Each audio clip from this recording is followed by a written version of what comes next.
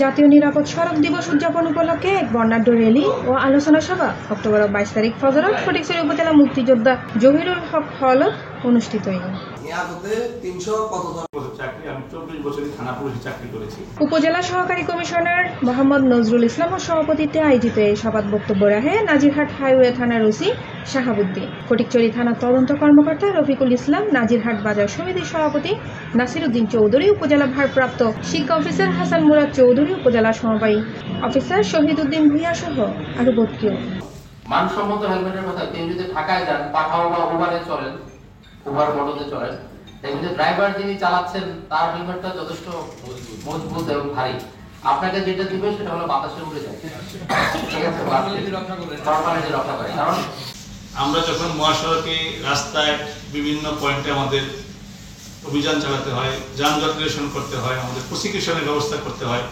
আমরা যদি সঠিকভাবে কাজ করি, আপনার ফটিকছড়িতে 5% গাড়িও থাকবে না, তখন আপনারাই আবার আন্দোলন করবেন আমাদেরকে গাড়ি দেন, গাড়ি দেন, গাড়ি দেন। তাহলে আপনারা কোনটা চান? আপনারা যেটা চাবেন আমরা সেটাই করতে বাধ্য ইনশাআল্লাহ। আপনার সাথে থাকতে হবে, এটা শুধু একা পুলিশের দায়িত্ব না, এটা যেহেতু এই সমাজে আমরা বসবাস করি সবাই দায়িত্ব, এটা হলো সামাজিক কাজ। যে আমরা যারা অভিভাবক আছি, আপনার ছেলে যখন 14 থেকে 15 বছর বয়স হয়, তার দুইটা চাহিদা। 1 নম্বর চাহিদাতে একটা মোটরসাইকেল লাগবে, 2 নম্বর চাহিদাটা অ্যান্ড্রয়েড ফোন লাগবে। কিন্তু আমরা বাবা মারা অনেক সময় দিতে পারি না, যা দিতে পারি না ছেলে আত্মহত্যা করে না, সমান এরকম হয়। উক্ত আলোচনা সভায় বক্তারা নিরাপদ সড়ক বইতে ব্যাকুণরে আইন মানি চলিবে আহ্বান জানায় এবং জনসচেতনতা বৃদ্ধির গুরুত্ব তুলে ধরে।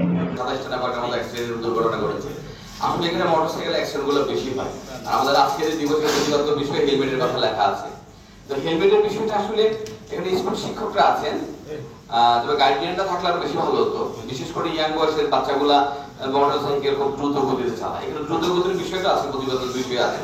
যত কম গতি তত কম ক্ষতি, বিষয়টা এরকম। C plus TV, Chittagong.